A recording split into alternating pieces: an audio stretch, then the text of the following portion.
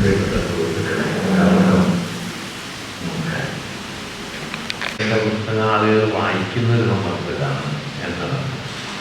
ധാരാളം പുസ്തകങ്ങൾ എഴുതിയിട്ടുണ്ട്. പുസ്തകങ്ങളെക്കുറിച്ച് വന്നു കഴിഞ്ഞാൽ പൊതുവെ സുഹൃത്തുക്കൾ പറയാറുള്ളത് പുസ്തകം കണ്ടു എന്നാണ്, വായിച്ചെന്ന് പറയുന്നത് വളരെ കുറവാണ്. പിന്നെ ചിലരൊക്കെ അങ്ങനെ വായിക്കുകയും ചില അഭിപ്രായങ്ങൾ പറയുകയും ചെയ്യേണ്ടിയിരുന്നു. നേരത്തെ ഇവിടെ റഫീഖ് സൂചിപ്പിച്ചതുപോലെ പൊതുവെ പ്രസംഗങ്ങളുടെ ഒരു അനായാസത എൻ്റെ എഴുത്തിൽ ആളുകൾക്ക് പൊതുവെ ലഭിക്കാറില്ല. പലരോട് ചോദിച്ചിട്ടുണ്ട്, സംസാരിക്കുന്ന പോലെ എഴുതിക്കൂടെ. രണ്ടിൻ്റെ വിചാര രീതിയും ആവിഷ്കാര രീതികളൊക്കെ രണ്ടായതുകൊണ്ട് അത് ഇതുവരെ ഇങ്ങനെ പറ്റിയിട്ടില്ല. അപൂർവം പ്രഭാഷണങ്ങൾ പകർത്തി എഴുതുന്ന സന്ദർഭങ്ങളിലല്ലാതെ എഴുത്തു ഭാഷ വേറൊരു വഴിക്കാണ് സഞ്ചരിക്കാറ്. അതുകൊണ്ട് പൊതുവെ പുസ്തകങ്ങളുടെ വായനയും പരിമിതമാണ്. ഇത് അങ്ങനെയല്ല. പക്ഷേ ഈ പുസ്തകം ഇറങ്ങിയ ഒരാഴ്ചക്കുള്ളിൽ തന്നെ പലരും ഇത് വായിച്ച് എന്നെ വിളിക്കുകയും എന്നോട് പല രൂപത്തിൽ അതേക്കുറിച്ച് സംസാരിക്കുകയും ചെയ്യുന്ന ഒരനുഭവം ഉണ്ട്. അതിൻ്റെ പ്രകാശനം കഴിഞ്ഞ് ആദ്യത്തെ പതിപ്പിൻ്റെ പ്രകാശനം കഴിഞ്ഞ് ഏറെയൊന്നും വൈകാതെ സുധായുടെ അതിനെക്കുറിച്ച് രണ്ടാം പതിപ്പ് പ്രകാശനം ചെയ്യുകയും അതേക്കുറിച്ച് സംസാരിക്കുകയൊക്കെ ചെയ്യുന്ന ഒരു സന്ദർഭവും എനിക്ക് സന്തോഷകരമായ ഒരു കാര്യമാണ്. അതാണ് ഇതിലുള്ള ഒരു സംഗതി. രണ്ടാമത്തെ കാര്യം നേരത്തെ ഇവിടെ സൂചിപ്പിച്ച ഒരു സംഗതിയാണ്. ഇത് വ്യക്തിപരമായ ഒരു ഓർമ്മ നിശ്ചയമായിട്ട് ഇതിനകത്തുണ്ട്, ധാരാളമായിട്ടുണ്ട്. ഒപ്പം തന്നെ വ്യക്തികളെന്ന് പറയുന്നത് വിശാലമായ അർത്ഥത്തിൽ മനുഷ്യരിങ്ങനെ ഇടകലർന്ന് പങ്കുവെച്ച് രൂപപ്പെടുന്ന ഒന്നാണ് എന്ന ഒരു വീക്ഷണവും ഇതിൻ്റെ പിന്നിലുണ്ട്. ഒന്നിനെയും അതുമാത്രമായിട്ട് നോക്കാതിരിക്കാനും പലതരം ബന്ധങ്ങൾ എന്തിൽ കൂടി കലർന്ന് കിടപ്പുണ്ട് എന്ന് മനസ്സിലാക്കാനും ഏതോ നിലയിൽ കഴിഞ്ഞതിൻ്റെ ഒരു ആകത്തുകയിലാണ് നമ്മളൊക്കെ ഓരോരോ മനുഷ്യരായിട്ട് മാറിത്തീരുന്നത്. ആ ഒരു പ്രക്രിയ എന്തായിരുന്നു എന്നിങ്ങനെ ഞാൻ എന്നോടും ചുറ്റുവട്ടത്തുള്ള ലോകത്തോടും ഒക്കെ നോക്കുകട്ടെ. അതാണ് ഈ പുസ്തകത്തിലുള്ളത്. അതിങ്ങനെ പ്ലാൻ ചെയ്ത് എഴുതിയതൊന്നുമല്ല കേട്ടോ. ഈ പുസ്തകത്തിൻ്റെ ആമുഖത്തിൽ ഞാൻ അത് സൂചിപ്പിച്ചിട്ടുണ്ട്. ഇത് എഴുതാനുള്ള പ്രേരണ ദേശാമാനിലെ ഷിബു വാരികയിൽ എന്തെങ്കിലും ഒരു കോളം വേണം എന്നിങ്ങനെ പറയുകയും ആദ്യത്തെ ഒരു ആലോചന എന്ന നിലയ്ക്ക് നേരത്തെ ഇവിടെ റഫീഖ് സൂചിപ്പിച്ച പുതിയ സൈദ്ധാന്തിക ചിന്തകളുടെ ലോകം പരിചയപ്പെടുത്തുന്ന ഒരു സങ്കല്പനങ്ങളെക്കുറിച്ചുള്ള ഒരു കോളം ആരംഭിക്കാം എന്ന് പറയുകയും ചെയ്തു. പിന്നെ ഞാൻ ആലോചിച്ചത് എന്താണെന്ന് വെച്ച് കഴിഞ്ഞാൽ ഇത് ആര് വായിക്കാനാണ്? ഇത് എഴുതണമെങ്കിൽ ഒരുപാട് അധ്വാനമുണ്ട്. കാരണം ഒരു 2-3 പേജ് ഒരു കൺസെപ്റ്റ് വിശദീകരിച്ച് എഴുതണമെങ്കിൽ നമ്മൾ കുറേയേറെ എഫർട്ട് എടുക്കാതെ എഴുതാൻ പറ്റില്ല, കാഷ്വലായിട്ട് എഴുതാൻ പറ്റില്ല. ഇതാരുടെ മനുഷ്യരാരും പൊതുവെ വായിക്കാൻ പോകുന്നില്ല.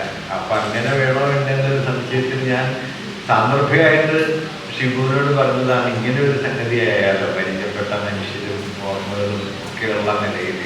അപ്പോൾ ഷിബു പറഞ്ഞതാണ് ആ ടൈറ്റിൽ മതി എന്ന് ഷിബു പറയുകയും അങ്ങനെ ഒരു ടൈറ്റിൽ അതിന് കൊടുക്കുകയും പ്രത്യേകിച്ച് ആസൂത്രണമൊന്നും ഇല്ലാതെ പല സന്ദർഭങ്ങൾ, പല മനുഷ്യർ, പല സ്ഥാപനങ്ങൾ ഇവയെല്ലാം ഇങ്ങനെ എഴുതുകയുമാണ് ചെയ്യുന്നത്. പക്ഷെ പൊതുവിലായ എഴുത്തിൽ സൂക്ഷിച്ചൊരു കാര്യം നേരത്തെ പറഞ്ഞതുപോലെ അത് എൻ്റെ ഒരു അനുഭവ വിവരണം എന്നതിനപ്പുറം ധാരാളം യാഥാർത്ഥ്യങ്ങളോട് കൂടി ഇണങ്ങുന്നൊരു രൂപത്തിൽ എഴുതാൻ പറ്റുമോ എന്നൊന്ന് പരിശ്രമിച്ച് നോക്കുകയുണ്ടായി. അതാണ് അതിൽ അങ്ങനെ ഒരു കൃതിയായിട്ട് അത് മാറി തീർന്നതിന് കാരണം. അതെന്തായാലും പൊതുവെ വ്യക്തിപരം എന്നതിൽ തന്നെയുള്ള ഒരു വലിയ സാമൂഹികതയുടെ ഒരു വഴി അതിലൂടെ തെളിഞ്ഞു എന്നൊരു തോന്നലാണ് ഇപ്പോൾ ഉള്ളത്. അതും സന്തോഷകരമായ ഒരു കാര്യമാണ്. ഈ 2 സന്തോഷങ്ങളും ഈ സന്ദർഭത്തിൽ ഞാനിവിടെ ആദ്യമേ സൂചിപ്പിക്കാൻ ആഗ്രഹിക്കുന്നു. ഒരു പ്രത്യേക വിഷയത്തെക്കുറിച്ച് സംസാരിക്കണമെന്നോട് പറഞ്ഞിട്ടുണ്ട്. അത് പുസ്തകം, വായന, മനുഷ്യൻ എന്നൊരു വിഷയമാണ്. ഒരുപക്ഷെ ഈ പുസ്തകത്തോട് ബന്ധപ്പെട്ട ഒരാശയവുമാണ്. അതിൽ ഞാൻ ഈ പുസ്തകത്തിൽ തന്നെ വായനയെക്കുറിച്ചൊരു ലേഖനം എഴുതി, ഒരു അധ്യായം ഉണ്ട്. അതിനാണ് വായനയെക്കുറിച്ചുള്ള ആലോചനകളിൽ ഉടനീളം എനിക്ക് വളരെ ഹൃദ്യമായി തോന്നിയിട്ടുള്ള ഒരു വാക്യം ഭൗതിക ശാസ്ത്രജ്ഞനായിട്ടുള്ള പ്രപഞ്ചവിജ്ഞാനീയത്തിൻ്റെ മേഖലയിലെ വലിയ സാന്നിധ്യമായിട്ടുള്ള കാൾ സാഗൻ എന്ന ശാസ്ത്രജ്ഞൻ്റെതാണ്. അദ്ദേഹത്തിൻ്റെ കോസ്മോസ് എന്ന പുസ്തകം വളരെ പോപ്പുലറാണ്. ശാസ്ത്രഗ്രന്ഥങ്ങളിൽ ഏറ്റവും കൂടുതൽ വിറ്റുപോയ ഒരു പുസ്തകമാണ് കാൾ സാഗൻ്റെ കോസ്മോസ്. അത് കഴിഞ്ഞാൽ ഒരുപക്ഷെ സ്റ്റീഫൻ ഹോക്കിങ്ങിൻ്റെ ബ്രീഫ് ഹിസ്റ്ററി ഓഫ് ടൈം ആണ് പിന്നീട് ഏറ്റവും കൂടുതൽ വിറ്റുപോയ മറ്റൊരു ഗ്രന്ഥം. സ്റ്റീഫൻ ഹോക്കിങ്ങിൻ്റെയും കാൾ സാഗൻ്റെയും തമ്മിലൊരു വ്യത്യാസം തോന്നിയിട്ടുള്ളത് കാൾ സാഗനെ നമുക്കും ഏതാണ്ട് പിന്തുടർന്നിച്ചെല്ലാം. സ്റ്റീഫൻ ഹോക്കിങ്ങിനെ വായിക്കാമെന്നേ ഉള്ളൂ. അത് തെളിഞ്ഞു കിട്ടുക എന്നുള്ളത് കുറച്ചൊരു പ്രയാസമാണ്. സ്റ്റീഫൻ ഹോക്കിങ്ങിൻ്റെ ആ പുസ്തകത്തെക്കുറിച്ചുള്ള ഒരു കൗതുകകരമായ വിവരണം എന്താണെന്ന് വെച്ചാൽ ഏറ്റവും കൂടുതൽ വിൽക്കപ്പെട്ടതിൽ വളരെ കുറച്ച് മാത്രം വായിക്കപ്പെടുകയും ചെയ്ത ഒന്നാമത്തെ പുസ്തകമാണെന്നാണ്. കാരണം എല്ലാവരും മേടിച്ചു, പ്രത്യേകിച്ച് ആരും വായിച്ചില്ല എന്നത് ആ പുസ്തകത്തെക്കുറിച്ച് ധാരാളമായിട്ട് പറഞ്ഞു കേട്ടിട്ടുണ്ട്.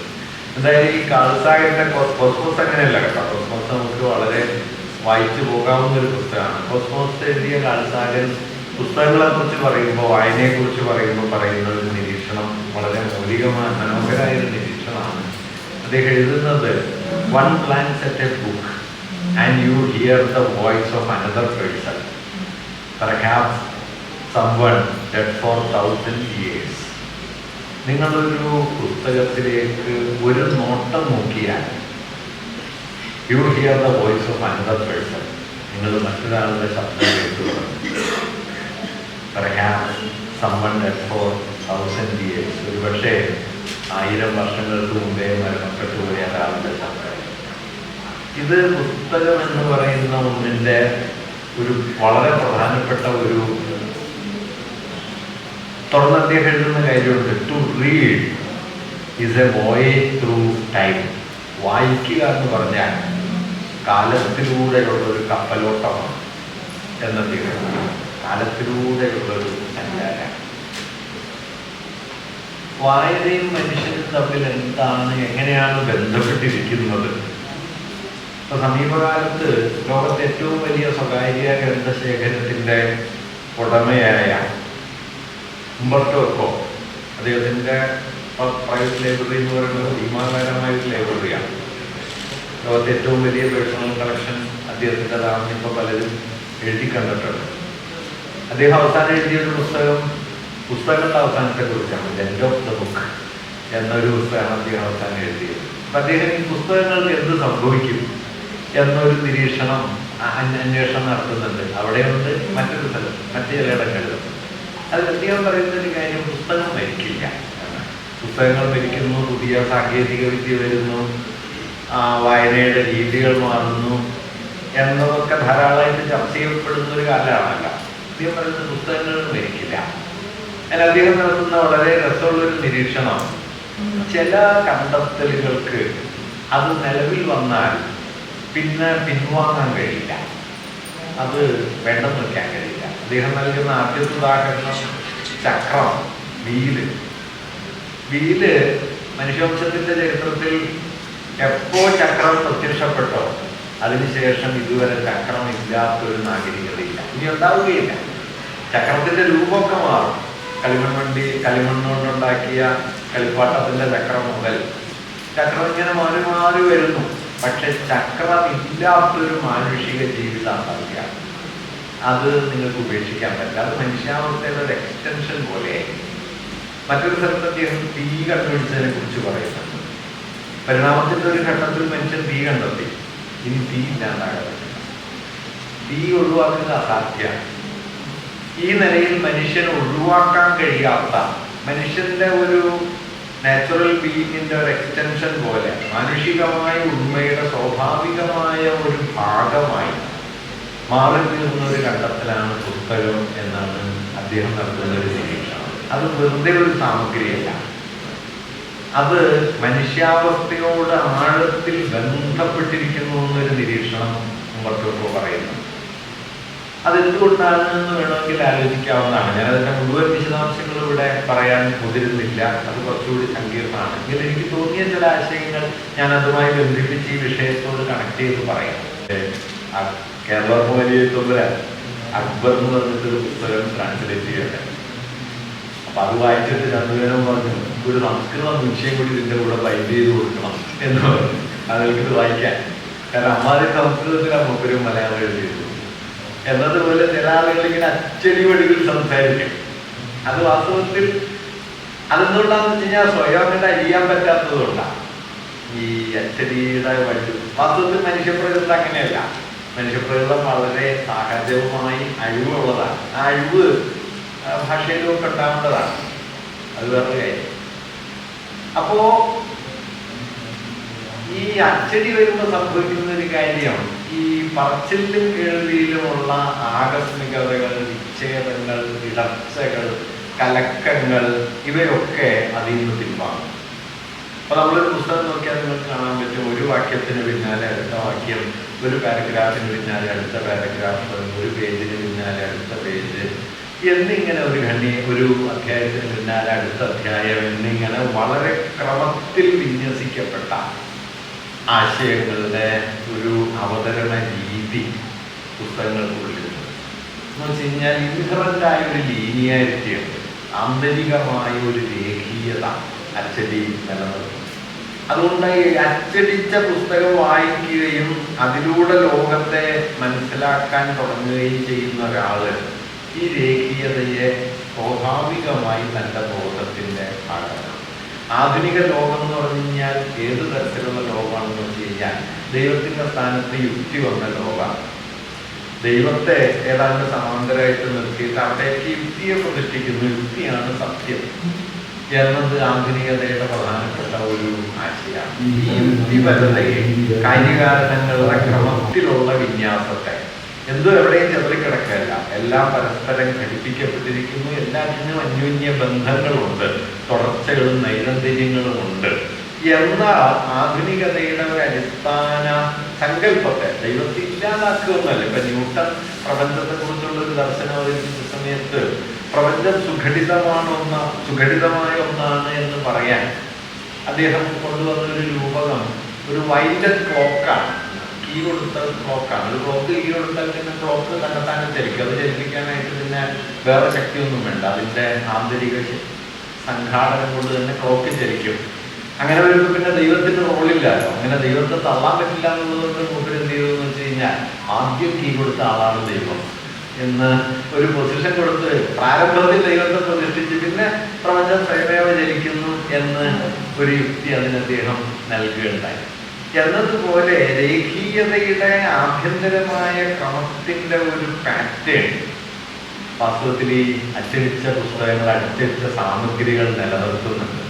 അതൊന്നിൽ നിന്ന് മറ്റൊന്നിലേക്ക് ക്രമമായിട്ട് വളർന്നു വരുന്ന ആശയാവിഷ്കാരങ്ങളുടെ ഒരു ലോകമാണ്. നമ്മളെ അകമേ രേഖീയ യുക്തിയുടെ നടത്തിപ്പുകാരും പ്രയോക്താക്കളും ഒക്കെ ആക്കി മാറ്റുന്ന ഒരു ഘടകം അച്ചടിയിലുണ്ട്. അത് ഏറ്റവും കൂടുതൽ സംഗ്രഹിക്കപ്പെട്ടത് പുസ്തകത്തിലാണ്. ഇതാണ് ആധുനികതയും പുസ്തകവും തമ്മിലുള്ള മൗലികമായ ഒരു ബന്ധം. രണ്ടാമതൊരു ബന്ധം, പുസ്തകം വായിക്കുന്ന വ്യക്തി ചെയ്യുന്ന ഒരു കാര്യം, അയാൾ എത്തിപ്പെടുന്നത് അയാൾ ഒരു തരത്തിലുള്ള ആന്തരികതയിലേക്ക് നീങ്ങും. നമ്മൾ പുസ്തകം വായിക്കുന്നതോടെ നമ്മളും ആ പുസ്തകവും തമ്മിലുള്ള വളരെ ആഴമുള്ള, വളരെ അനന്യമായ, ഏകാന്തമായ ഒരു ബന്ധം രൂപപ്പെടാൻ തുടങ്ങും. പാരായണം എന്ന് പറയുന്നത് ഒരു വ്യക്തിയെ ഇന്റേണാലിറ്റി എന്ന് വിളിക്കുന്ന, ആന്തരികത എന്ന് പറയുന്ന ഒരു പുതിയ മണ്ഡലത്തിലേക്ക് പതുക്കെ കൂട്ടിക്കൊണ്ടുവരും. പത്രം വായിച്ചാൽ കിട്ടില്ല, കാരണം പത്രത്തിന്റെ വായനയും പുസ്തക വായനയും തമ്മിലുള്ള വ്യത്യാസം, പത്രം ഒരു വിഷയത്തിൽ നിന്ന് മറ്റൊരു വിഷയത്തിലേക്ക് പെട്ടെന്ന് തെന്നിമാറുന്ന മട്ടിൽ വിന്യസിക്കപ്പെട്ട വാർത്തകളുടെയാണ്. പുസ്തകം അങ്ങനെയല്ല. പുസ്തകത്തിൽ അകമേ ഒരു തുടർച്ചയുണ്ട്, അതിലൂടെയുള്ളൊരു യാത്രയുണ്ട്. ഒരു വിഷയത്തിൽ തന്നെ ആണ്ട് തന്നെ തന്നിലേക്ക് ആഴത്തിലേക്ക് വിന്യസിച്ചാണ് ഒരാൾ പുസ്തകം വായിക്കുന്നത്. അപ്പൊ അങ്ങനെ പുസ്തകം വായിക്കുന്ന സമയത്ത് ഈ ഉള്ളിലേക്കുള്ള ഈ സഞ്ചാരം, തന്നെ ഉള്ളിലേക്കുള്ളൊരു സഞ്ചാരമായിട്ട് പതിയെ പതിയെ മാറുകയും വായിക്കുന്ന മനുഷ്യൻ ആന്തരികതയുടെ ലോകം പ്രബലമായ ഒരു പുതിയ മനുഷ്യനായിട്ട് തീരുകയും. ഇങ്ങനെ വ്യക്തികളുടെ ആന്തരികത എന്ന് പറയുന്ന ഒന്നിനെയും അനുഭവങ്ങളുടെ യുക്തിപരത എന്ന് പറയുന്ന ഒന്നിനെയും രൂപപ്പെടുത്തുന്നതിൽ ആധുനിക ലോകത്ത് ഏറ്റവും വലിയ പങ്ക് വഹിച്ച ഒരു സാമഗ്രിയാണ് പുസ്തകം. ഇത് ഇല്ലാണ്ടാവുമെന്ന് എനിക്കറിഞ്ഞുള്ള ഹൈപ്പർ ലിങ്കുകൾ വരുന്നു, വായനയുടെ രീതികൾ മാറുന്നു, വായനയോടൊപ്പം കേൾവിയും കാഴ്ചയും ഒക്കെ വരുന്നു.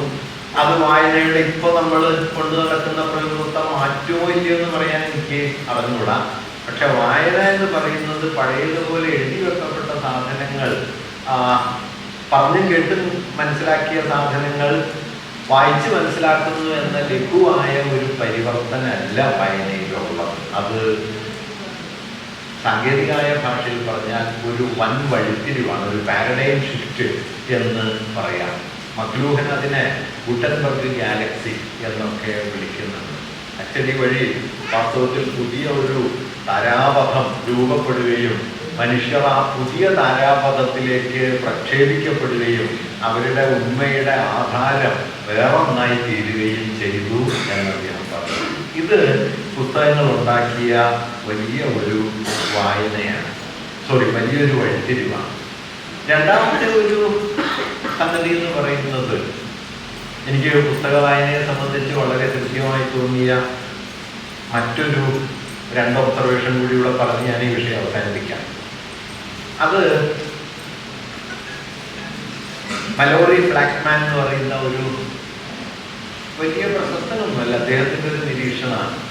Reading is an exercise in sympathy. സഹഭാവത്തിലുള്ളൊരു പരിശീലനമാണ് വായന. Exercise in sympathy. മറ്റൊരാളുടെ അനുഭവത്തോടൊപ്പം ചേരാനും അത് അനുഭവിക്കാനും കൂടെ കൂടാനുമുള്ളൊരു പരിശീലനമാണ്. അതുകൊണ്ട് വായിക്കുന്ന സമയത്ത് വാസ്തവത്തിൽ നാം നമ്മുടെ ആന്തരികതയിലേക്ക് നീങ്ങുന്നു എന്നതുപോലെ തന്നെ മറ്റു മനുഷ്യരുടെ അനുഭവങ്ങളുമായിട്ട് സഹഭാവത്തിലാകാനുള്ള ഒരു പരിശീലനം നേടുകയും ചെയ്യുന്നു. ഈ പരിശീലനത്തെ മുൻനിർത്തിയാണ് ജീൻ റൈസ് എന്ന് പറയുന്ന പുസ്തക പഠനത്തിന്റെ മേഖലയിലെ പ്രധാനപ്പെട്ട ഒരാൾ നടത്തുന്ന നിരീക്ഷണം. Reading makes us immigrants. നമ്മളെ ഒരു തരത്തിലുള്ള കുടിയേറ്റക്കാരോ അഭയാർത്ഥികളോ ഒക്കെ ആയിട്ട് വായന മാറ്റി തീർക്കുന്നുണ്ട്. It takes us away from home. അത് നമ്മെ നമ്മുടെ വീടുകളിൽ നിന്ന് പുറത്താക്കുന്നു. But more important, it finds home for us everywhere. പക്ഷെ കൂടുതൽ പ്രധാനം, എവിടെയും അത് നമുക്ക് വീടുകൾ ഉണ്ടാക്കി തരുന്നു.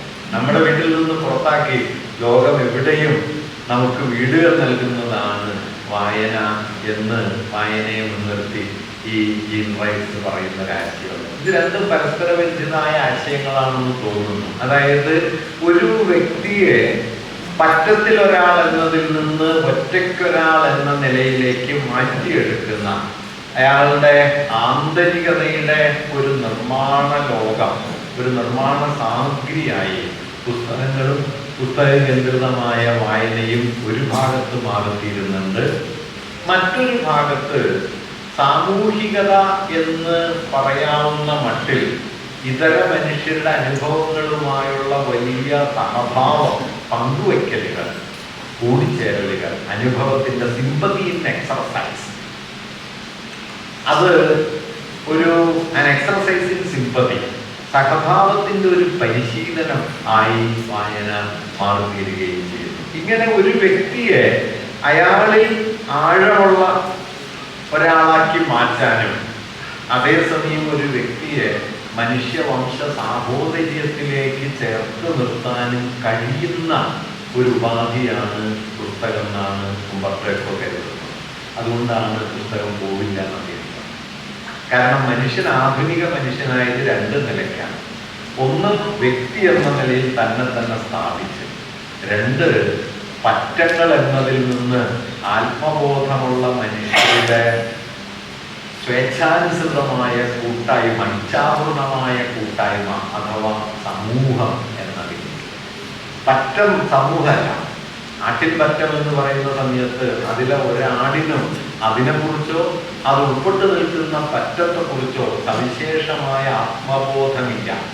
അത് ബയോളജിക്കലായി ഉറുമ്പുകൾ കൂട്ടം ചേർന്ന് സഞ്ചരിക്കുന്നു, പക്ഷികൾ കൂട്ടം ചേർന്ന് പറക്കുന്നു, ആടുകൾ കൂട്ടം ചേർന്ന് നടക്കുന്നു എന്നത് ആത്മബോധത്തിന്റെ ആവിഷ്കാരമല്ല, ഒരു ജൈവ സ്വഭാവമാണ്.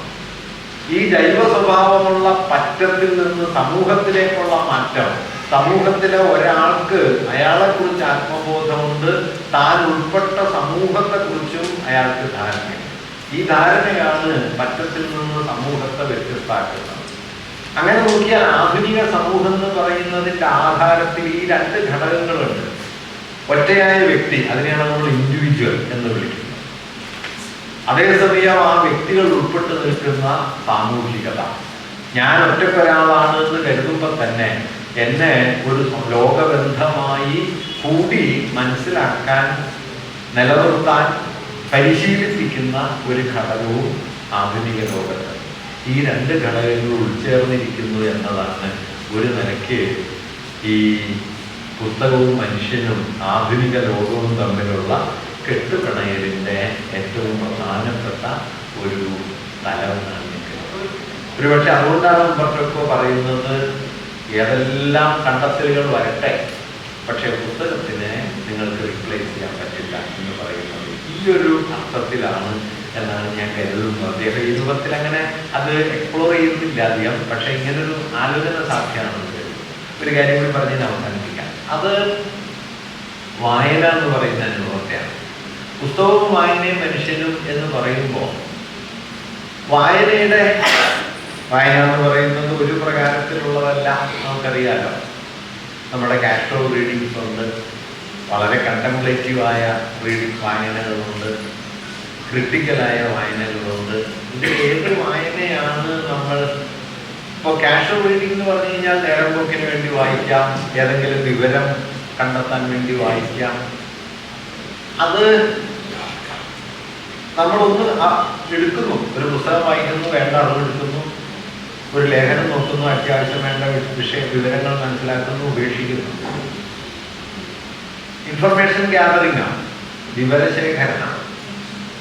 വിവരശേഖരണത്തിനായിട്ട് നമ്മൾ പുസ്തകം വായിക്കുമ്പോൾ അല്ലെങ്കിൽ എന്ത് വായിക്കുമ്പോഴും വായനയിൽ സംഭവിക്കുന്ന ഒരു കാര്യം, വായനയിൽ നമ്മളില്ല, നമ്മൾ ഇടപെട്ടൊന്നും വായിക്കുന്നില്ല. മറിച്ച് മുൻകൂറായുള്ള ഒന്നിനെ നമ്മൾ സ്വീകരിക്കുക മാത്രമേ ചെയ്യുന്നുള്ളൂ. അവിടെ ഒരു റിസീവിങ് മാത്രമേ ഉള്ളൂ. നിങ്ങളുടെ ഏജൻസിക്ക് അവിടെ ഒരു റോളില്ല. നിങ്ങൾ പ്രത്യേകിച്ച് ഒന്നും ചെയ്യേണ്ട, അതിലുള്ള വസ്തുതകൾ ഇങ്ങനെ വായിച്ച് മനസ്സിലാക്കുക. ഇതിൽ നിന്ന് വ്യത്യസ്തമായൊരു വായന, ഒന്ന് വായിച്ച് അതിലേക്ക് തന്നെ കൂടി, തൻ്റെ ബോധ്യങ്ങളെ കൂടി പ്രക്ഷേപിച്ച് താൻ വായിച്ചതിനെ അഴിച്ചെടുത്തും പുനർനിർമ്മിച്ചും പുനരാഖ്യാനം ചെയ്തുമൊക്കെ വേറൊരു പ്രതലത്തിലേക്ക് ഒരു വസ്തുതയെ കൊണ്ടുപോകുന്ന തരത്തിലുള്ള വായന. ഞാനിങ്ങനെ ഒന്ന് വായിക്കുന്നു, ഇതിങ്ങനെയല്ലല്ലോ എന്നുകൂടി അതിനോട് സംസാരിച്ച് അതിനെ മറ്റൊരു വിശദീകരണത്തിൻ്റെ ആധാരമാക്കി മാറ്റുന്നു.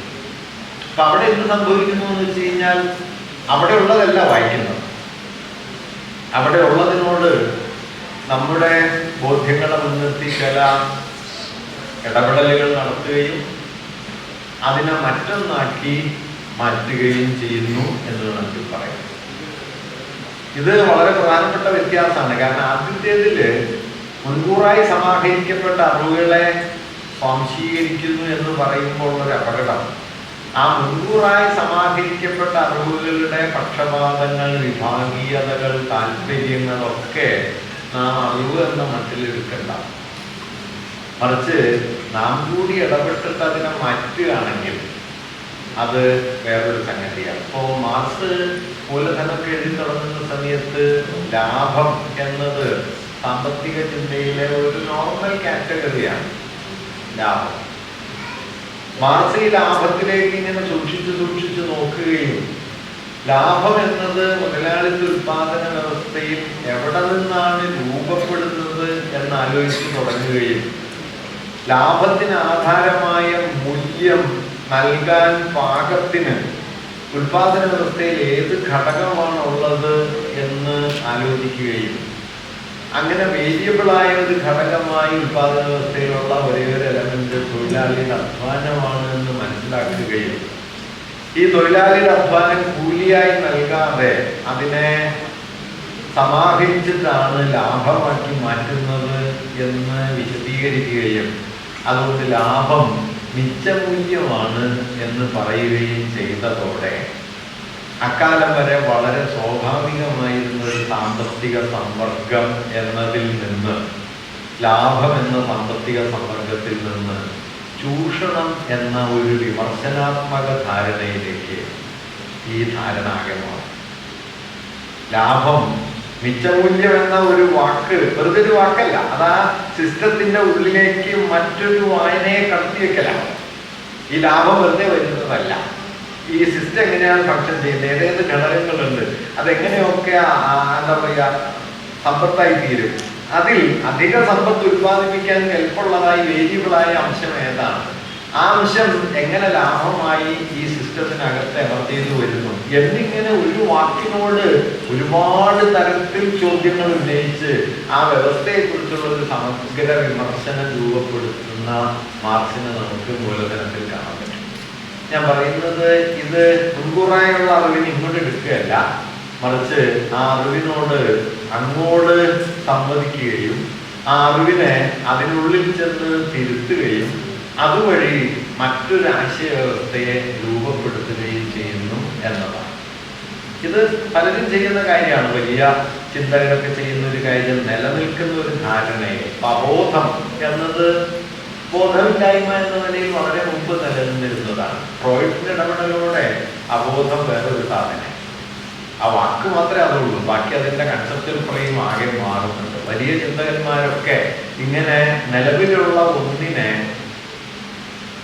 അതിനപ്പുറത്തേക്ക് വിടർത്തിക്കൊണ്ട് അതിനോട് എൻഗേജ് ചെയ്യുന്ന ഒരു സംഗതിയാണ്. അതുകൊണ്ട് ഒരു വായന എന്ന് പറഞ്ഞു കഴിഞ്ഞാൽ നിലവിലുള്ളൊന്ന് വായിക്കുകയാണ്. അച്ചടിച്ചൊന്നാണോ വായിക്കണം? അച്ചടിച്ചൊന്ന് വായിക്കാം, അച്ചടിച്ചതിനപ്പുറവും നിങ്ങൾക്ക് നിശ്ചയമായിട്ടും വായിക്കാം. അച്ചടിച്ചതിനപ്പുറമുള്ള വായനകൾ കൊണ്ടാണ് വാസ്തവത്തിൽ മനുഷ്യവംശത്തിന്റെ ജ്ഞാനം ഈ നിലയിൽ വികസിച്ചത്. അച്ചടിച്ചത് വായിച്ചിട്ടല്ല, അത് വായനയെ വളരെ സജീവമായിട്ടുള്ള ഒരു ക്രിയാത്മകമായ വിനിമയമാക്കി മാറ്റുന്നു. ഈ ക്രിയാത്മക വിനിമയം വായനയിൽ ഏറ്റവും തീക്ഷ്ണമായി തീരുന്ന, തീവ്രമായി തീരുന്ന ഒരു സ്ഥാനമാണ് സാഹിത്യം. സാഹിത്യം, ഒരു സാഹിത്യ വായന എന്തുകൊണ്ടാണ് പ്രധാനമായിരിക്കുന്നതെന്ന് ചോദിച്ചാൽ, ഞാനത് വളരെ കൂടുതൽ ഇന്ന് കാലത്ത് തന്നെ പറഞ്ഞതായതുകൊണ്ട് വീണ്ടും ഞാനത് ഇവിടെ ആവർത്തിക്കുന്നില്ല. കാലത്ത് ഒരൊറ്റ പ്രയോഗത്തിലൂടെ ആ വാക്ക് എത്ര വലിയൊരു പ്രപഞ്ചമായി തീർന്നു എന്നതാണ്. ഇത് നിങ്ങൾക്ക് എത്ര ഡിക്ഷണറി വായിച്ചാലും എത്തുന്ന ഒരു സ്ഥലമല്ല. അതിൻ്റെ അർത്ഥം ഡിക്ഷണറി തെറ്റാണെന്നൊന്നുമല്ല കേട്ടോ, ഞാൻ അങ്ങനെയൊന്നും വാദിക്കുന്ന ആളല്ല. അനുഭവമേ ശരിയുള്ളൂ എന്ന വാദം എനിക്കില്ല. അനുഭവവും പ്രധാനമാണ്, പക്ഷെ ഇത് പ്രധാനമാണ്. ഈ ഒരു ക്വാണ്ടം ജമ്പ് എന്ന് പറയില്ല, അനുഭവം, ഒരു എക്സ്പീരിയൻഷ്യൽ ലെവലിലേക്ക് വാക്കിനെ തന്നെ സാഹിത്യം പ്രക്ഷേപിക്കും. അങ്ങനെയാണ് മനുഷ്യവംശാനുഭവത്തോളം നമ്മുടെ അനുഭവങ്ങൾ വലുതാകുന്നത്. വായനയെക്കുറിച്ച് പറയുന്ന മനോഹരമായൊരു നിരീക്ഷണം എന്താ വെച്ചാൽ, വായിക്കാത്ത ഒരാള് ഒരു ജീവിതം ജീവിക്കുമ്പോൾ വായിക്കുന്ന ഒരാൾ ഒരു ജീവിതത്തിൽ ഒരുപാട് ജീവിതങ്ങൾ ജീവിക്കുന്നു എന്ന് പറയും. അതൊരു പ്രധാനപ്പെട്ട കാര്യമാണ്. കാരണം പല ലെയറുകളുണ്ടല്ലോ, ഇതെല്ലാം നമുക്ക് ജീവിച്ചു തീർക്കാൻ പറ്റില്ല. പക്ഷെ ഇതിലൂടെ നമുക്കിങ്ങനെ കടന്നു പോകാം. ഇപ്പോൾ ഒരു കൊലയാളിയാണ് ലോകത്തെ ഏറ്റവും ധാർമ്മികതയുള്ള ഒരു വാക്യം പറയുക എന്ന് പ്രതീക്ഷിക്കാൻ പ്രയാസമല്ലേ? കൊലയാളി, കുറ്റവിശിക്ഷയിലുള്ള അസ്കൽക്കപ്പ്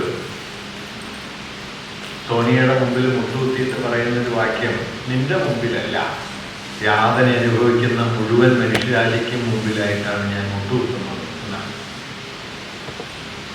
അസ്കൽക്കപ്പ് കൊലയാളിയാണ്, സോണിയ വ്യഭിചാരത്തിൽ ഏർപ്പെട്ട് ജീവിക്കുന്ന ഒരു പെൺകുട്ടിയാണ്. ഈ വാക്യത്തെ മുൻനിർത്തി പിന്നെ പറയപ്പെട്ടത് 19ാം നൂറ്റാണ്ടിൽ എഴുതപ്പെട്ട ഏറ്റവും ധാർമ്മിക ശക്തിയുള്ള വാക്യമാണ്.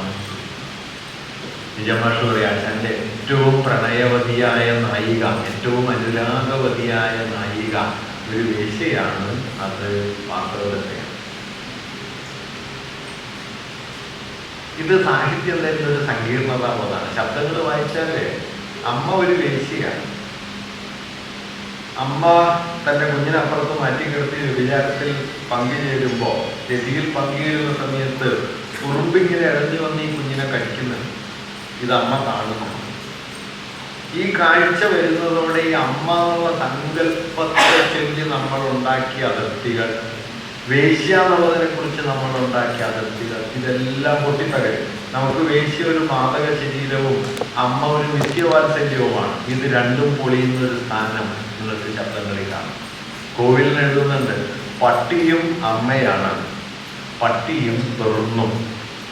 എന്തൊരു ആഘാത ശക്തിയുള്ള വാക്യമാണ്. ഞാനത് വായിക്കുന്ന സമയത്ത് ഭയങ്കരമായൊരു നടുക്കത്തിലാണ് വായിക്കുക. പട്ടിയും പെറുന്നും, പട്ടിയും അമ്മയാണ്.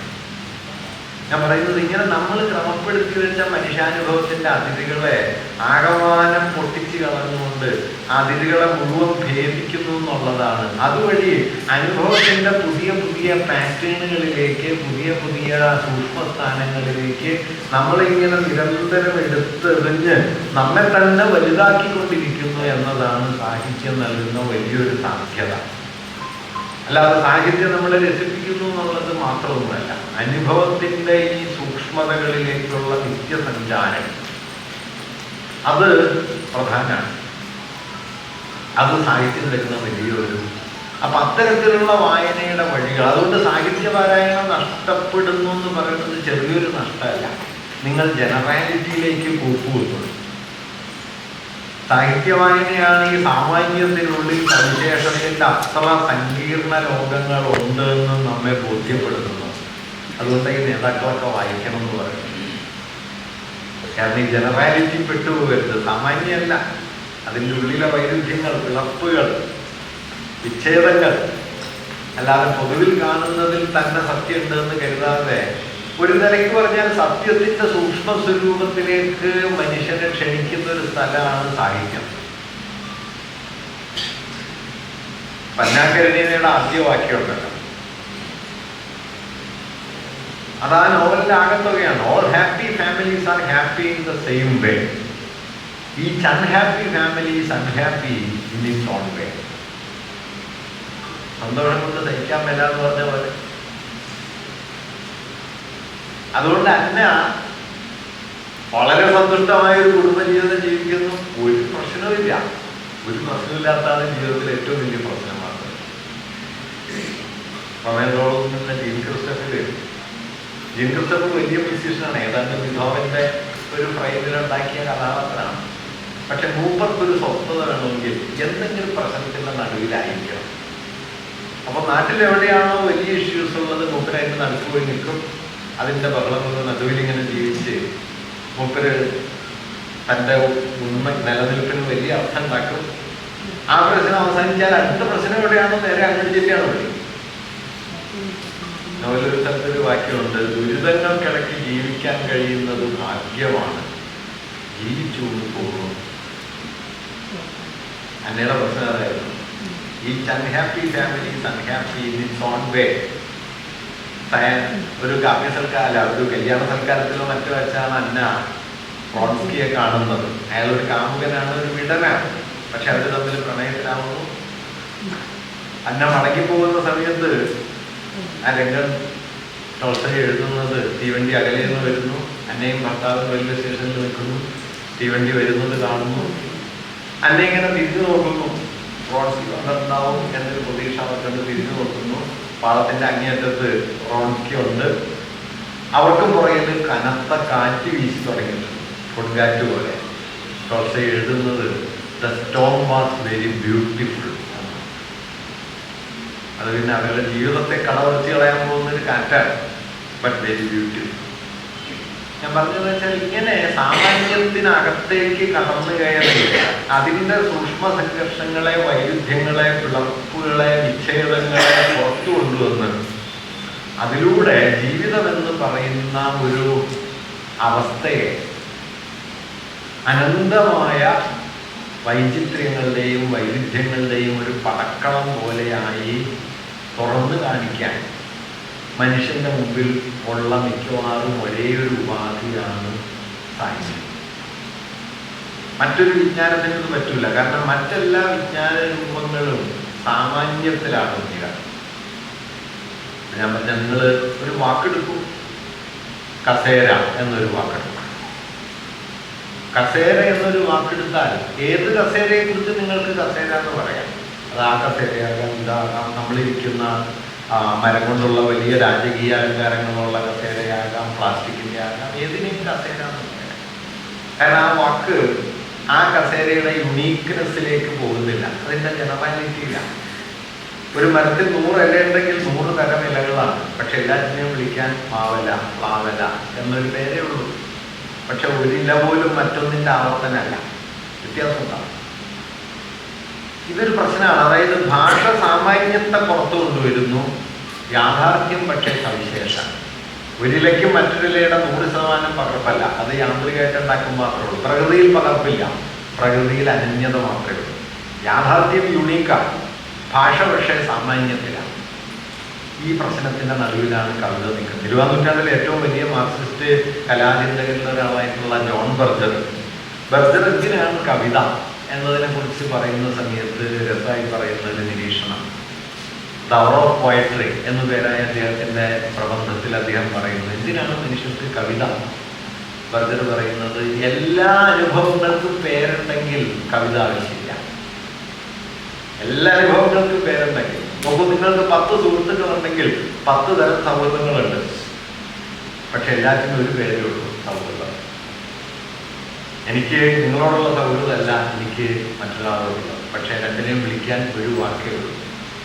അനുഭവപരമായി പലതായിരിക്കുകയും ആശയപരമായി ഒരു വാക്ക് മാത്രം ബാക്കിയാവുകയും ചെയ്യും. ഇതാണ് കവിയുടെ വലിയ പ്രശ്നം.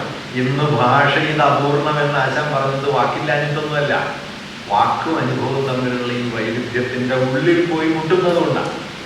അത് വലിയ എഴുത്തുകാരൊക്കെ ഈ പ്രശ്നം നേരിടും. വലിയ എഴുത്തുകാർക്കൊക്കെ ഭാഷ ഒരു പ്രശ്നമായി തീരുന്നത് ഇതുകൊണ്ടാണ്.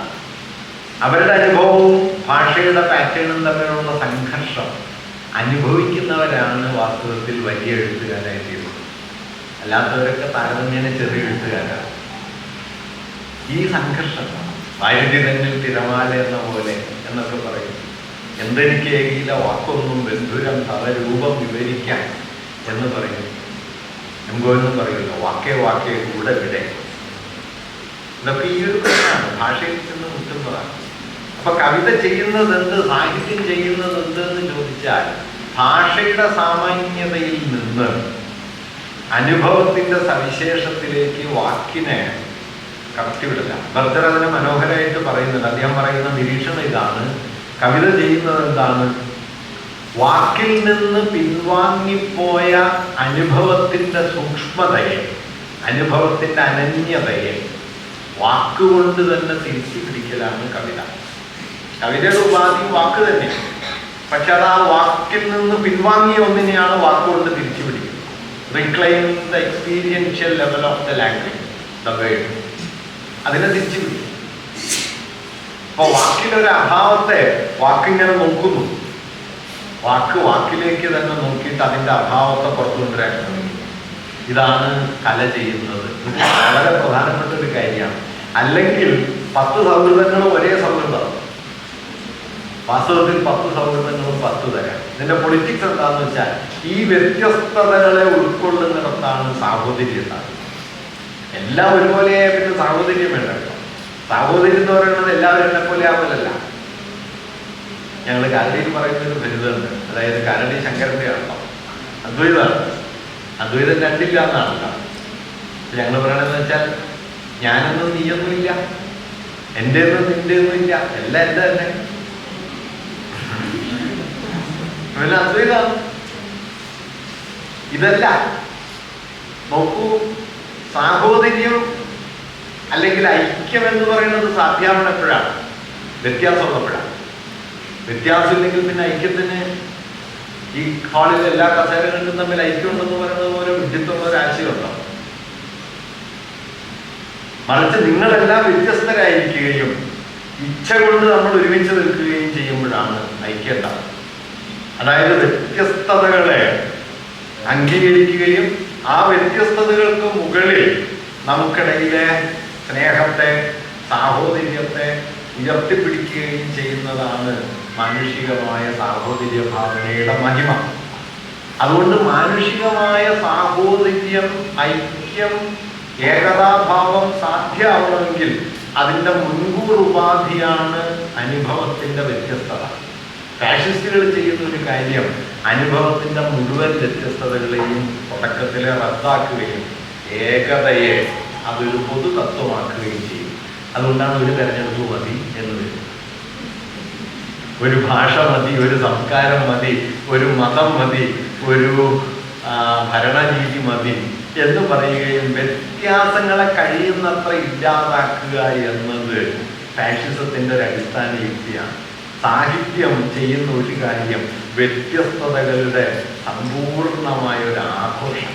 ഒരു പ്രേമവും വേറൊരു പ്രേമത്തെ പോലെയല്ല, ഒരു മരണവും വേറൊരു മരണത്തെ പോലെയല്ല, ഒരു സ്നേഹവും വേറൊരു സ്നേഹത്തെ പോലെയല്ല. ബഷീർ രാത്രി ഇങ്ങനെ 7 കൊല്ലം കഴിഞ്ഞ് വീട്ടിലേക്ക് മടങ്ങി വരുന്നു, വാതിക്ക മുട്ടുന്നു. ഉമ്മ വന്ന് വാതിൽ തുറക്കുന്നു, ബഷീറിനെ കാണുന്നു. നീയായിരുന്നോ എന്ന് ചോദിക്കുന്നു. എന്നിട്ട് ഉമ്മ പറയും, ചോറ് വിളമ്പി വെച്ചിരുന്നു, നീ കഴിച്ചിട്ട് കിടക്കുന്നു. ബഷീർ ചോദിക്കും, ഞാൻ ഇന്ന് വരുന്ന എങ്ങനെ മനസ്സിലായി? അപ്പൊ ഉമ്മ പറയും, ഓ ഞാനെന്നും വിളമ്പി വെക്കും, 7 കൊല്ലം ഞാനെന്നും വിളമ്പി വെക്കും. സ്നേഹത്തിന്റെ പരമാവധിയിൽ ജീവിച്ച ഒരമ്മ ആ സ്നേഹത്തെ കുറിച്ച് അത്രേ പറയുന്നുള്ളൂ, ഓ ഞാനെന്നും വിളമ്പി. ഇതേ ഉമ്മ വേറൊരു സന്ദർഭത്തില് ബഷീറിന്റെ വീട്ടില് പത്തുമേരാറില് 25 റുപ്യ വേണമെന്ന് ബഷീറിനോട് ഉമ്മ പറയും. ബഷീറിന്റെ പൈസ ഒന്നുമില്ല. എങ്ങനെയോ തപ്പിപ്പിടിച്ച് 25 റുപ്യ ഉണ്ടാക്കി കൊടുക്കുമ്പോൾ ഉമ്മ അപ്പുറം മാറിയിരുന്ന് ആലോചിക്കുന്നത്, ഞാനെന്തൊരു വണ്ടിയാണ് 100 റുപ്യ ഒതുക്കിയായിരുന്നു. 2 സ്നേഹമാണ് കേട്ടോ, അല്ലാതെ ഒന്ന് സ്നേഹവും മറ്റൊന്ന് ചതിയല്ല, 2 സ്നേഹം. മകനോട് സ്നേഹം ഉണ്ടായിട്ട് തന്നെയാണ് ഈ 100 റുപ്യ ഒതുക്കിയായിരുന്നു എന്ന് ആലോചിക്കണം. മകനോട് സ്നേഹമുള്ളത് കൊണ്ട് തന്നെയാണ് 7 കൊല്ലവും കാണാത്ത ഒരാൾക്ക് വേണ്ടി രാത്രി ഇതിങ്ങനെ കാത്തുവയ്ക്കും. അതുകൊണ്ട് ഈ വൈരുദ്ധ്യങ്ങൾ, അല്ലാതെ സ്നേഹം, ചങ്ങമ്പുഴ സ്നേഹത്തെക്കുറിച്ച് എഴുതുമ്പോൾ പറയും, പ്രണയത്തെക്കുറിച്ച് എഴുതുമ്പോൾ ഒരു അസാധാരണ വരിയുണ്ട്, അത്യനർഹമാ മുഹൂർത്തത്തിൽ ഉത്തമേ നീ മരിക്കണം എന്നാണ്. കാരണം പ്രണയം ശാശ്വതമായിട്ട് നിൽക്കണമെങ്കിൽ പ്രണയ അധികാരം ഉണ്ടാവരുത്. പ്രണയ അധികാരം ഉണ്ടായാൽ പ്രണയം ഉണ്ടാവും, പക്ഷെ പ്രണയം ഉണ്ടാവില്ല. അതുകൊണ്ട് പ്രണയം വേണോ പ്രണയം വേണോ എന്നുള്ളതിൻ്റെ റൊമാൻറ്റിക് ഉത്തരം പ്രണയം മതി എന്നാണ്. പ്രണയം വേണ്ട, അത്യനർഹമാ മുഹൂർത്തത്തിൽ ഉത്തമേ നീ മരിക്കണം. ഇതൊരു പ്രശ്നമാണ്. അതുകൊണ്ട് നീയാണോ വേണ്ടത് സ്നേഹമാണോ വേണ്ടത് എന്നുള്ളതിൽ ഒരു അനുഭവത്തിലേക്ക് സൂക്ഷിച്ചു. ഇപ്പൊ കേസരി പറയുന്നുണ്ട്, കേസരിയുടെ ബയോഗ്രഫിക്കൽ നോട്ട്സിനൊരിടത്ത് കേസരി പറയുന്നുണ്ട്, എൻ്റെ മകളെ ഞാൻ നിറഞ്ഞ ഹൃദയത്തോടെ ആദ്യമായി ചുംബിച്ചത് അവളുടെ തണുത്തു മരവിച്ച ജഡത്തിന്മേലാണ്. എന്നിട്ട് എഴുതുന്നു, ഈ ലോകത്തെ മുഴുവൻ സ്നേഹിച്ചത് കൊണ്ട് എൻ്റെ ഭാര്യയെയും കുഞ്ഞിനെയും ഞാൻ പ്രത്യേകമായി സ്നേഹിച്ചിട്ടില്ല. പിന്നെ മുമ്പിൽ അതിന് തിയററ്റിക്കലായി എക്സ്പ്ലോർ ചെയ്യുന്നുണ്ട്. ലോകത്തെ മുഴുവൻ സ്നേഹിക്കുന്ന ഒരാളെ ലോകം പരിഗണിക്കുക സ്നേഹശൂന്യനായ ഒരാളായിട്ട്. സ്നേഹത്തിലേക്ക് നിങ്ങൾ സൂക്ഷിച്ചു നോക്കൂ.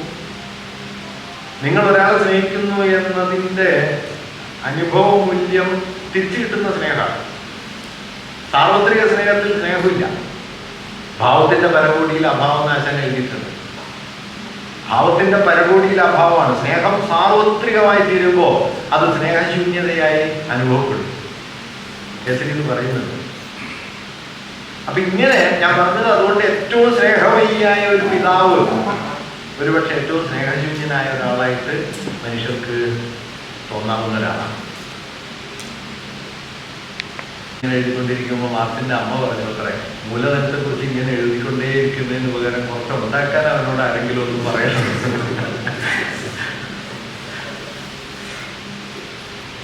പറയുന്നുണ്ട്. മാർട്ട് എന്നൊരു കത്തിൽ എഴുതുന്നുണ്ട്, ഇക്കാലം വരെയുള്ള ചരിത്രത്തിൽ പണത്തിന്റെ സാമാന്യ സ്വരൂപത്തെ കുറിച്ച്, പണത്തിന്റെ സവിശേഷ രൂപത്തിന്റെ അഭാവത്തിൽ എഴുതിയ ഒരാളുണ്ടാവില്ല എന്ന്. Money in particular and money in general. Money in ജനറലിനെ കുറിച്ച് ഞാൻ എഴുതിക്കൊണ്ടിരിക്കുന്നു, in the absence of money in particular.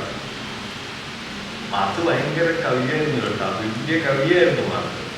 കവി എന്ന് പറയുന്നത് കവിത എഴുതുന്ന ആളല്ല.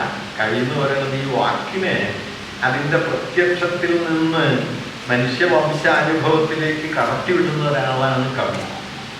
അങ്ങനൊരു വാക്കെടുത്തിട്ട് അതിനെ മനുഷ്യവംശാനുഭവത്തിൻ്റെ വ്യാപ്തിയിലേക്ക് പ്രക്ഷേപിക്കുന്ന ഒരാളാണ് കവി. അതിലൂടെ നമ്മൾ വേറൊരു സ്ഥലത്ത് സ്പെക്ടർ ഈസ് ഹോണ്ടിങ് യൂറോപ്പ് ഉമ്മർട്ടോ പറയുന്നുണ്ട്. സിംഫണി പോലെ തുടങ്ങുകയാണ്. ബിഥോവന്റെ 7ാം സിംഫണി പോലെയാണ് ഈ മാനിഫെസ്റ്റോന്റെ ആമുഖം എന്ന് ഉമ്മർട്ടോ പറയും. മാർസിന്റെ പല വരികളും അതുല്യമായ പോയട്രിയുള്ള വരികളാണ്. മുതലാളിത്തത്തിന്റെ ആർത്തിയെ കുറിച്ച് മാർക്സ് എഴുതിയ ഒരു വരി,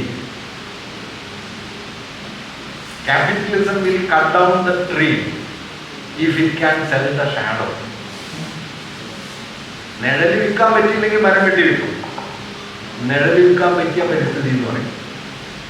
അതുകൊണ്ടാണ് ബഷീർ പറഞ്ഞ പോലെ അവന് ഏത് രൂപത്തിലാണ് വരണേന്ന് പറയാൻ പറ്റില്ല. ചിലപ്പോൾ പരിസ്ഥിതിയായിട്ടും വരും, ചിലപ്പോൾ മരക്കച്ചവടമായിട്ടും വരും. ഏത് രൂപത്തിൽ അതിൻ്റെ വലിയ ഭാഷയാണ്. എന്തുകൊണ്ടാണ് ഈ വലിയ എഴുത്തുകാർ പൊളിറ്റിക് ലാംഗ്വേജിലേക്ക് പോകുന്നത്? ഇപ്പൊ മാർസിന്റെ എഴുത്ത് നോക്കിയാൽ നിങ്ങൾക്ക് സാഹിത്യ പ്രയോഗങ്ങൾ ഇങ്ങനെ നിരന്തരം വരുന്നത് കാണാം. അത് എഴുത്തിനൊരു ഭംഗി കൂട്ടാൻ വേണ്ടിയിട്ടല്ല, അനുഭവത്തിന്റെ സൂക്ഷ്മതയിലേക്ക് നല്ല ആശയത്തെ എത്തിക്കാൻ വേണ്ടിയിട്ടാണ്. അനുഭവത്തിൻ്റെയും വളരെ കോൺക്രീറ്റ് ആയ ഒരു പ്രതലത്തിലേക്ക് ഒരു ആശയത്തെ കൊണ്ടുചെന്ന് നിർത്തണമെങ്കിൽ നിങ്ങൾ പലപ്പോഴും ഷേക്സ്പിയറിലേക്കോ നിങ്ങൾക്ക് ഡാന്റയിലേക്കോ നിങ്ങൾക്ക് ഹോമറിലേക്കോ ഒക്കെ സഞ്ചരിക്കേണ്ടി വരുന്നു. അല്ലാതെ ഇടയ്ക്ക് നാലൊരു കവിത ഇടുന്നുണ്ട് എന്ന് കരുതി പറയുന്നതല്ല. അങ്ങനെയല്ല. അതിൻ്റെ ഫംഗ്ഷൻ ഇതാണ്. ഈ അമൂർത്തമായ ഒരു ആശയത്തെ എടുത്ത് അനുഭവപരമായ മൂർത്തതയുള്ള ഒരു ചരിത്രത്തിലേക്ക് പ്രക്ഷേപിക്കാൻ സഹായിക്കുന്ന ഒരു സാമഗ്രിയാണ് പോയറ്റിക് ലാംഗ്വേജ് എന്നുള്ളത്. പോയട്രിയെ കുറിച്ച് ടെറിയിൽട്ടൺ പറയുന്ന ഒരു മനോഹരമായ വാക്യമാണ്. ടെറിയിൽട്ടൺ പറയുന്നത് poets are the materialists of the language. കവികൾ ഭാഷയിലെ ഭൗതികവാദികളാണ്. എന്താ ഭാഷയിലെ ഭൗതികവാദം എന്നുള്ളത്? ഒരു വാക്ക് ചരിത്രത്തിൽ എത്ര പ്രകാരത്തിൽ ജീവിച്ചിട്ടുണ്ടോ ആ പ്രകാരങ്ങൾ കൊണ്ടൊക്കെ അതിന് കൈവന്ന അർത്ഥം അത് മുഴുവനും ഒരു വാക്കിലേക്ക് പ്രക്ഷേപിക്കുന്നത് കവിതയാണ്. ബാക്കിയൊക്കെ ആ വാക്കിന് അപ്പ വേണ്ട അർത്ഥം ഉണ്ടാവും.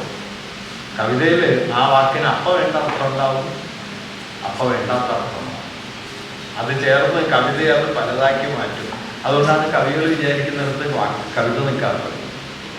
ചില കവികൾ പറയും ഞാനത് ഉദ്ദേശിച്ചില്ല. അയാളോട് ഉദ്ദേശിക്കാൻ നമ്മൾ പറയണമില്ല.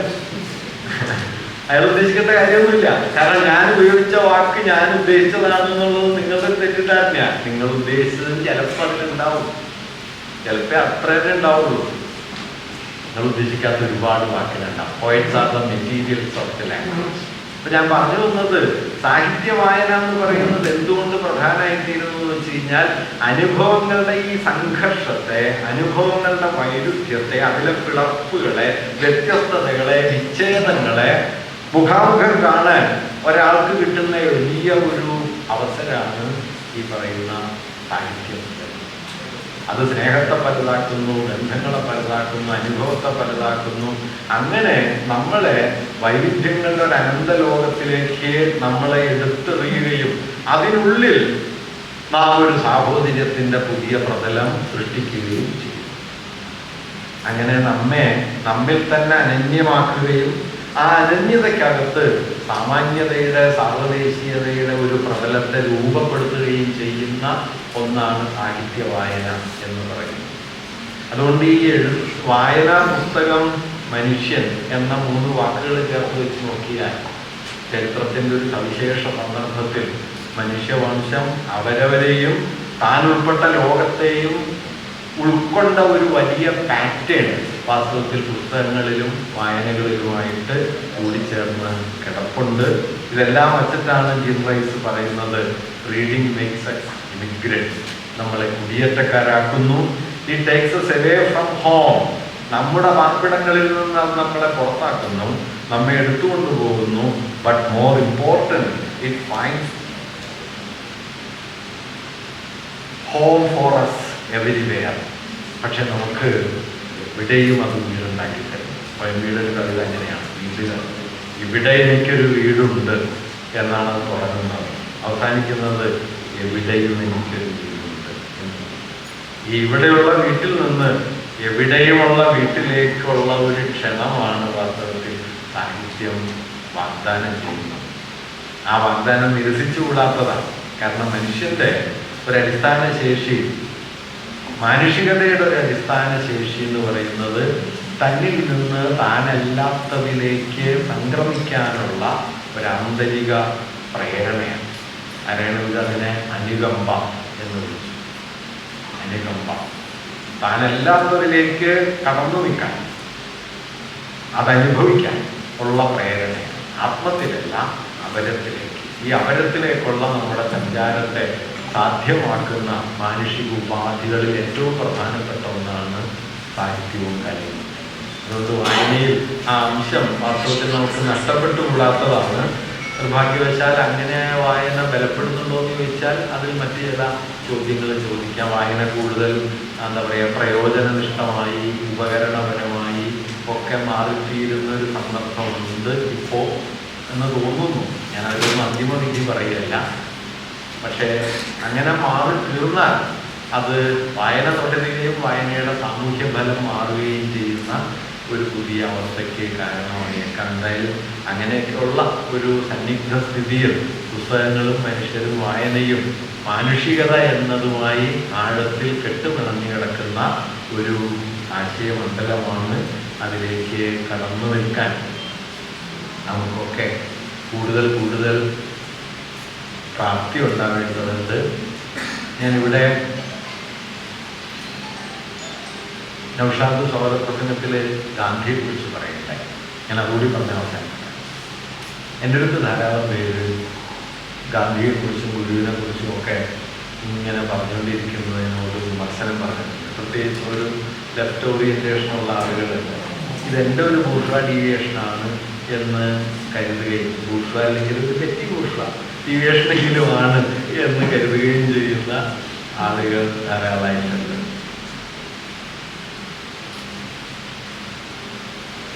ഗാന്ധിയിലും ഗുരുവിലുമുള്ള പൊളിറ്റിക്സ് എന്ന് പറയുന്നത് എന്നെ സംബന്ധിച്ച് അത് മാനുഷികം എന്ന് പറയുന്ന ഒന്നിനെ അതിൽ തന്നെ ഭദ്രമായ, അതിൽ തന്നെയുള്ള അടഞ്ഞ ഒരു വ്യക്തിസത്താ സങ്കല്പത്തെ നിരസിക്കുന്നതാണ് എന്നതിലാണ് അവരുടെ രാഷ്ട്രീയമുള്ളത് എന്ന് ഞാൻ കരുതുന്നു. ഇപ്പൊ റഫീഖിലൂടെ പറഞ്ഞ കാര്യമുണ്ടല്ലോ, മനുഷ്യൻ സാമൂഹ്യ ബന്ധങ്ങളുടെ സമുച്ചയമാണ് എന്നത് മാർക്സിന്റെ വളരെ പ്രധാനപ്പെട്ട ഒരു നിരീക്ഷണമാണ്. മനുഷ്യൻ്റെ ഒരു എസൻസ് അല്ല, ഒരു സത്തയല്ല, ഒരു ബന്ധമാണ്. ഒരു ബന്ധമാണ്. ബന്ധങ്ങളുടെ ആകത്തുകയാണ് നമ്മളൊക്കെ. അല്ലാതെ നമ്മളാരും ബന്ധങ്ങൾക്ക് മുമ്പേ നിലനിൽക്കുന്ന ഒന്നുമില്ല. ബന്ധങ്ങൾ ഇത് ആധുനികത ഉണ്ടാക്കിയ, ബൂർഷ്വാ മോഡേണിറ്റി ഉണ്ടാക്കിയ മനുഷ്യസങ്കല്പത്തോടുള്ള വലിയ വിമർശനമാണ്. കാരണം ബൂർഷ്വാ മോഡേണിറ്റി ഒരു വ്യക്തിയെ തുടക്കം മുതൽ അവസാനം വരെ ഒറ്റ വ്യക്തിയായി കാണുകയും ഇൻഡിവിജ്വാലിറ്റി എന്ന ഒരു സങ്കല്പത്തെ ഉറപ്പിക്കുകയും ആദിമധ്യാന്തം ഉടനീളം അയാൾ തന്നെയാണ് എന്ന് തെറ്റിദ്ധരിപ്പിക്കുകയും ചെയ്യുന്നു.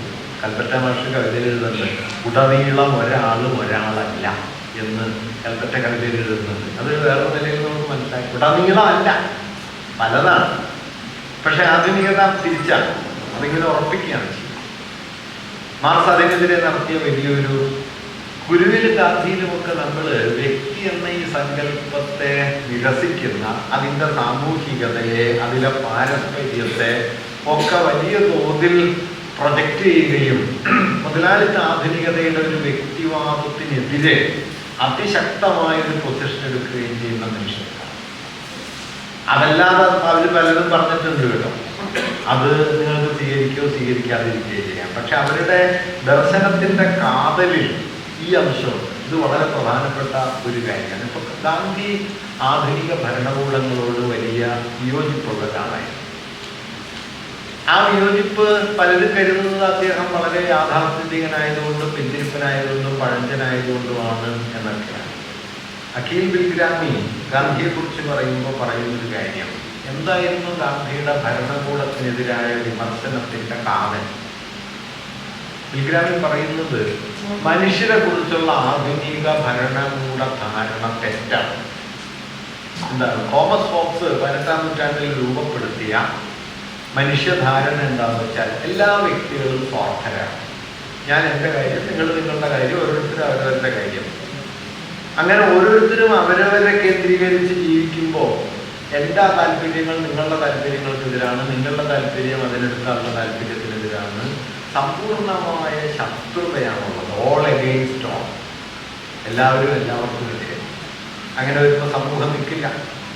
അതുകൊണ്ട് നമ്മൾ എന്ത് ചെയ്യുന്നു? എൻ്റെ സ്വാതന്ത്ര്യത്തിനും നിങ്ങളുടെ സ്വാതന്ത്ര്യത്തിനും സഞ്ചരിക്കാവുന്ന ഒരു പരിധി നിശ്ചയിക്കാൻ നമുക്ക് മുകളിൽ ഒരു ശക്തിയെ പ്രതിഷ്ഠിക്കുകയും അത് ഭരണകൂടം സ്റ്റേറ്റ് എന്ന പേരിൽ വരികയും നമ്മളൊക്കെ അതിന് കീഴ്പ്പെട്ട് നിയമാനുസൃതം ജീവിക്കുകയും ചെയ്യുന്നു. അതാണ് ഈ റൂൾ ഓഫ് ദി ലോ എന്ന് പറയുന്നത്. ഇതാണ് മോഡേൺ സ്റ്റേറ്റിൻ്റെ അടിസ്ഥാന തത്വം.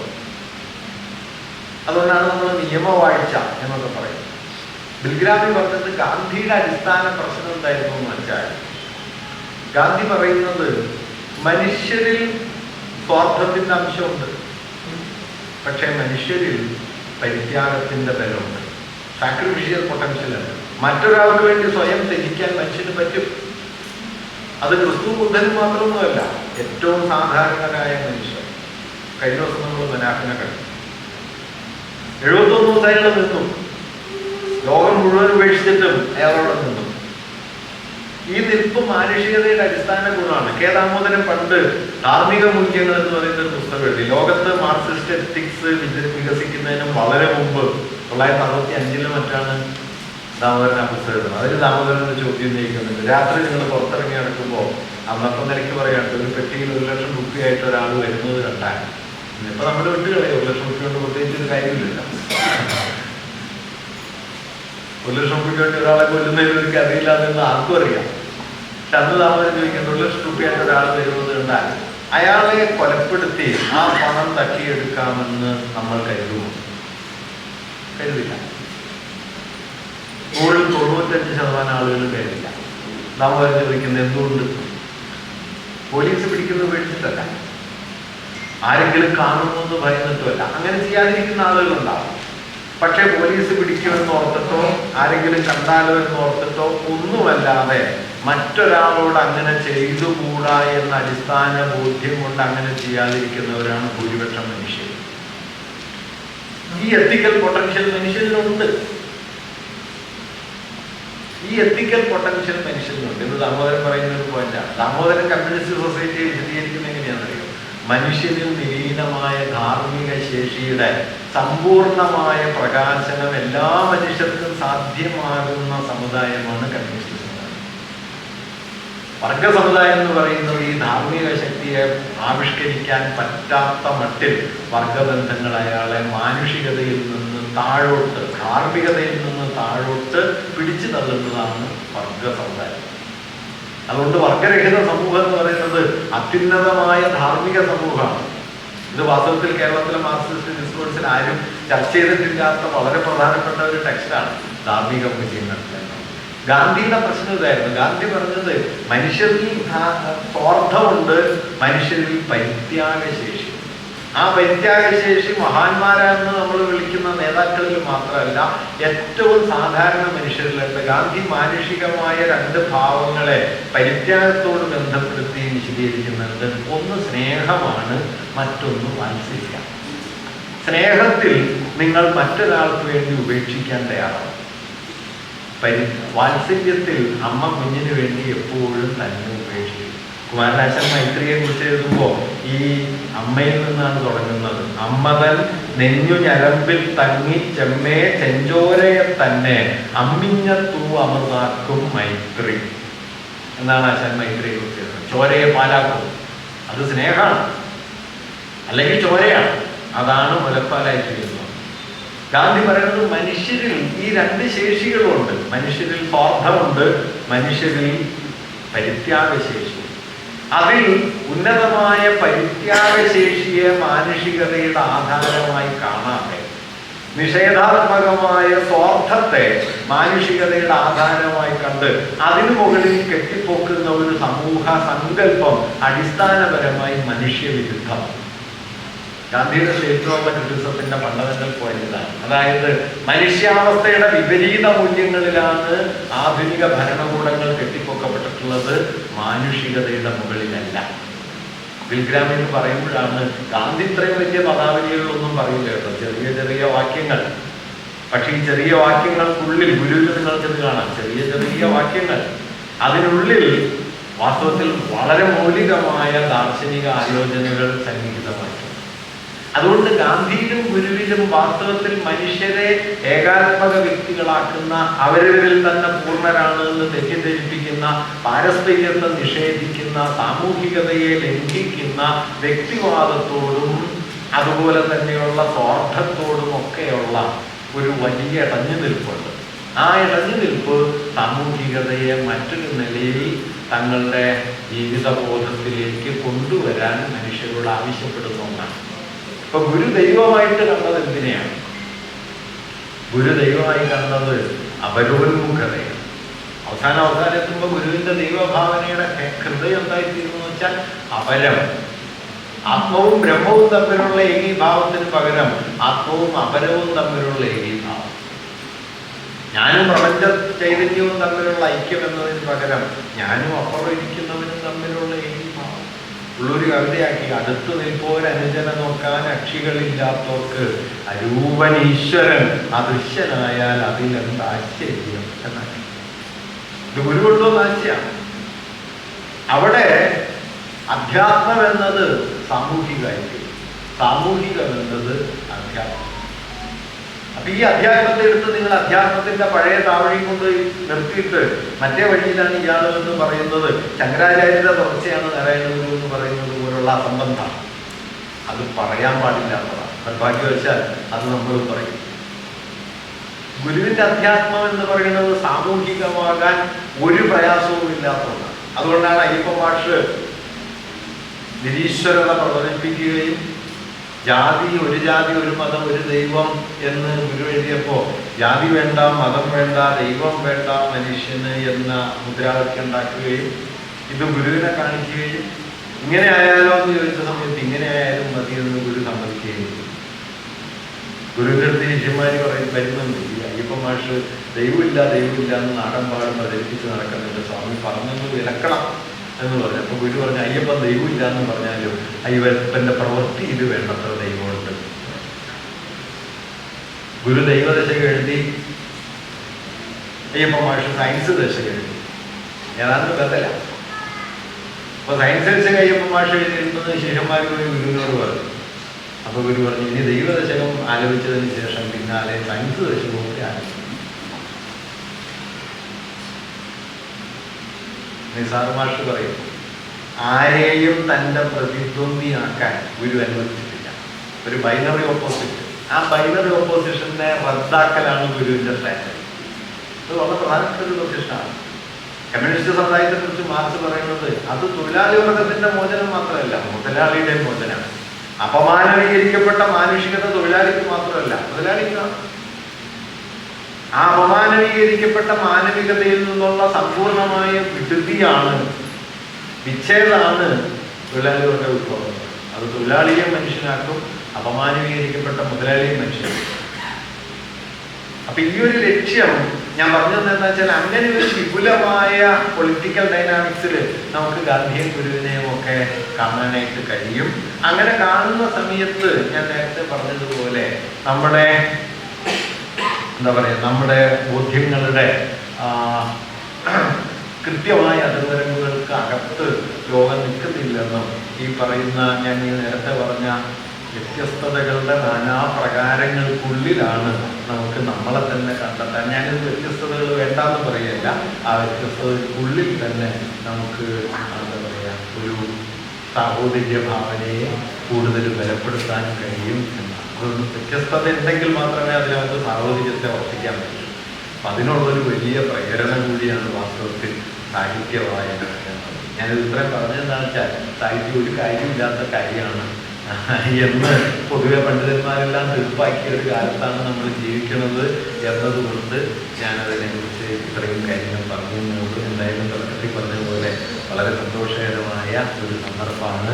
ഈ കാര്യങ്ങളൊന്നും പൊതുവെ പറയാനായിട്ട് ഇപ്പോൾ എവിടെ ഇടം കിട്ടാറില്ല. കാരണം ഈ ഫാഷിസ്റ്റുകൾ അധികാരത്തിൽ വന്നതുകൊണ്ട് നമുക്കുള്ളൊരു പ്രശ്നം എന്താണെന്ന് വെച്ച് കഴിഞ്ഞാൽ, നമുക്ക് പറയാനുള്ളതൊന്നും പറയാൻ പറ്റില്ല. ഈ യുദ്ധം തന്നെയാണ് യുദ്ധം തന്നെ. അപ്പം അത് മാറി ഇങ്ങനെയൊക്കെ പറയാനുള്ള ഒരു അവസരം കിട്ടി എന്നുള്ളത് വലിയ സന്തോഷമാണ് എല്ലാവർക്കും.